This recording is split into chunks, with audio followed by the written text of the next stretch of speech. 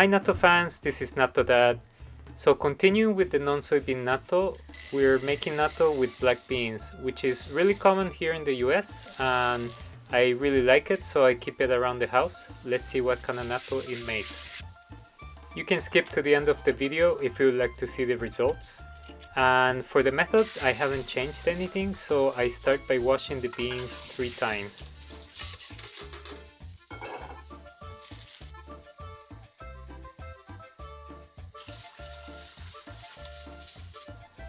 I like to make sure that the beans are fully humidified, so I leave them overnight and I'll start making the natto the next day in the afternoon.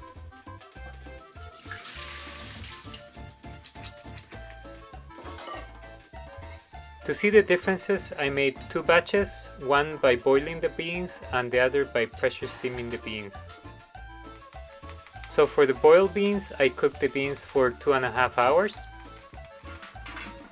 And as usual, the pressure beans were pressure steamed for 40 minutes.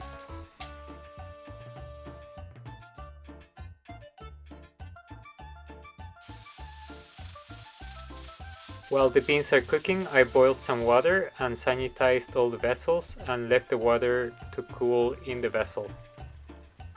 Okay, the 40 minutes are up for the pressure steamed beans and I let it cool to depressurize and then I am pouring in the vessel. I used 1 cube of frozen natto as the starter, added 2 spoonfuls of the liquid from the pot, and went ahead and mixed everything up. As usual, I thoroughly mixed everything so all the beans have natto bacteria on them, and then went ahead and flattened everything. On the first layer of cling wrap, I poke holes and this will go right on top of the beans. And for those who do not use cling wrap, you can also use wax paper or parchment paper.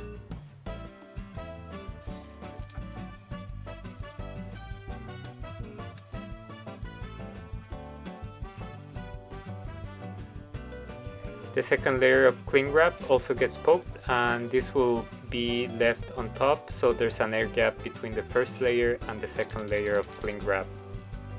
The air pocket that's created between the first and the second layer will prevent the beans from drying too quickly. Now for the boiled beans that were cooked for 2.5 hours, I really make sure to dry it as much as I can, as the natto bacteria do not like to be too wet. So in order to keep the beans from being too wet, after I put the frozen starter, I do not put any spoonfuls of the liquid from the pot.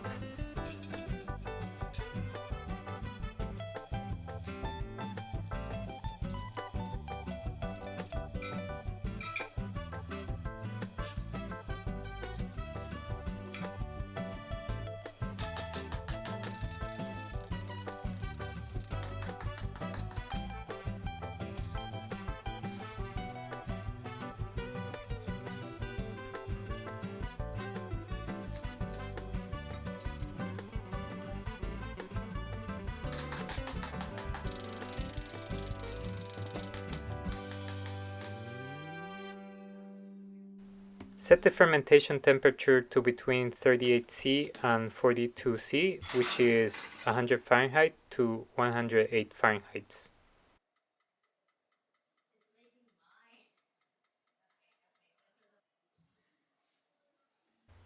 After 18 hours of fermentation, the natto is done, and let's see how it turned out. First, let's look at the pressure steamed beans, which had been cooked for 2.5 hours. And as you can see, the pressure steamed beans did not have a lot of growth on the surface, where the natto is still shiny and black on the surface.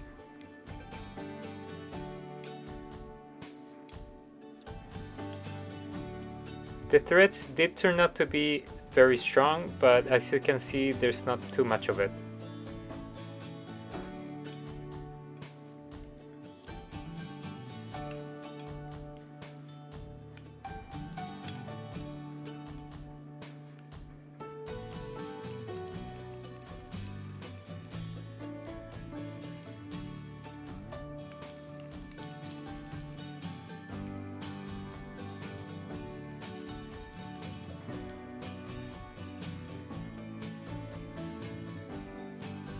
Even after adding soy sauce, the threads were still strong, but as you can see, there's not much of it.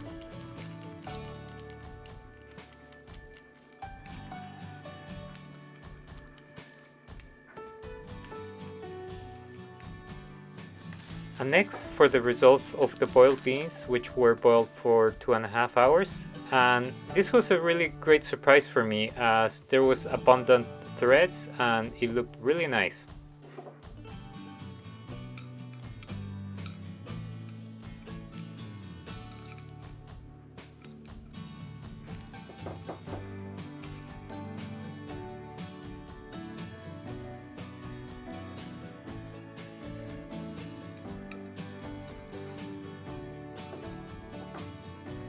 As you can see, after mixing, the beans were sticking to each other, which is a great sign that the fermentation went really well.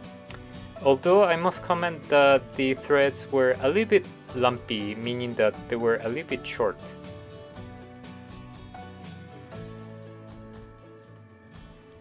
After adding soy sauce and mixing, the beans were still sticking to each other, which is a great sign.